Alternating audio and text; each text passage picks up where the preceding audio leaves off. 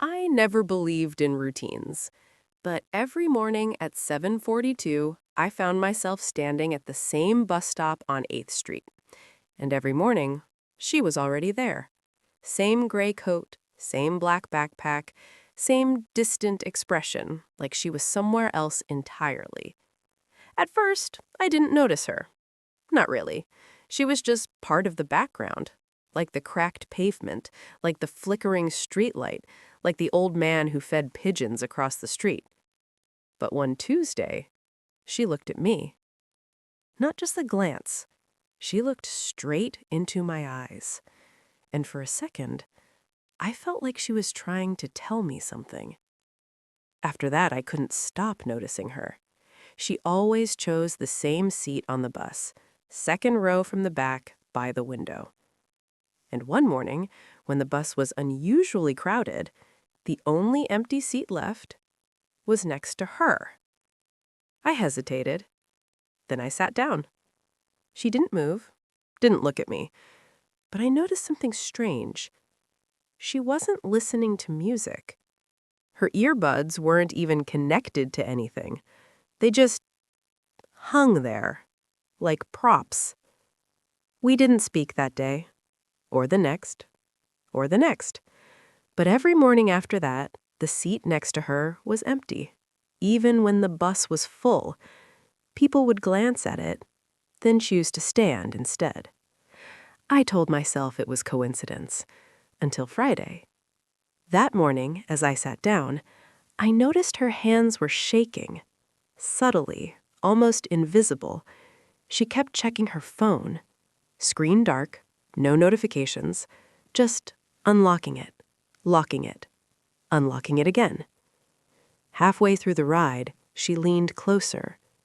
Without looking at me, she whispered, "Do you ever feel like someone is watching you?" Her voice was calm. Too calm. I forced a laugh. On a bus, probably. She didn't smile. "They're closer than you think." And then she stood up, 2 stops early. I watched her walk off the bus. She didn't look back. That night, I couldn't sleep. Her words kept replaying in my head. "They're closer than you think." The next morning, she wasn't at the bus stop. I told myself she overslept, or took the day off. But she wasn't there the next day either, or the next. By Thursday, something felt wrong. I asked the driver if he'd seen her before. Gray coat, black backpack, always sat by the window.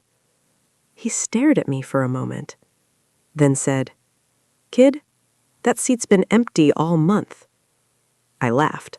I thought he was joking, but he wasn't smiling. "That girl," I insisted, "she sits there every day." He shook his head. "No one's been sitting there." A cold feeling crept up my spine. Maybe he just didn't notice her. Drivers don't pay attention to passengers, right?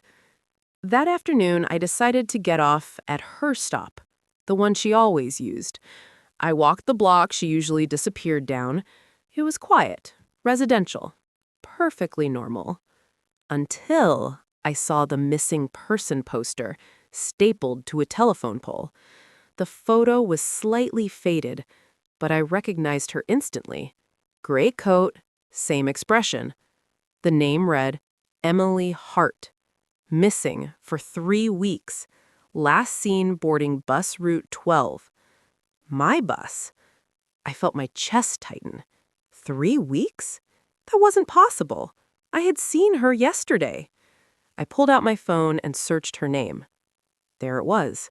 Local news article. Local college students still missing after disappearing during morning commute. Police had reviewed bus footage. She boarded, but never exited. The camera showed her walking down the aisle, and then the footage glitched for exactly 12 seconds. When it came back, she was gone. No exit, no trace, just an empty seat. Second row from the back, by the window. My hands started shaking. because that was the seat, our seat. The next morning, I boarded the bus earlier than usual. I sat in her spot, second row, from the back, by the window. The ride was normal, people scrolling on phones, half-asleep commuters, nothing unusual. Until I noticed something in the reflection of the window, behind me, in the glass. I saw her, sitting in the seat next to mine. Gray coat, black backpack, staring straight ahead. I turned around. The seat was empty. My breathing quickened. I looked back at the reflection. She was still there. And this time, she was looking at me. Slowly, she lifted her hand and pointed. Not at me, past me, behind me. I turned again. A man stood in the aisle. I had seen him before. Tall, dark jacket, always standing, never sitting. He was staring at the empty seat, the one next to me. His eyes shifted. To me. And he smiled. It wasn't friendly. It was recognition. Like he knew that I knew. The bus stopped. He didn't move, didn't get off, just kept staring. That's when I noticed something else. Under the seat in front of me, there was a small scratch in the metal frame. No, not a scratch. Letters. Carved. 3 words. Help me find him. My stomach dropped because the letters were fresh, clean, as if carved yesterday or this morning. I looked back at the reflection. She was closer now, leaning toward me. Her lips moved. No sound, but I could read them. He did it. The man in the aisle stepped forward, closer, and I realized something. He wasn't looking at me. He was looking at the space next to me, like he could see her too.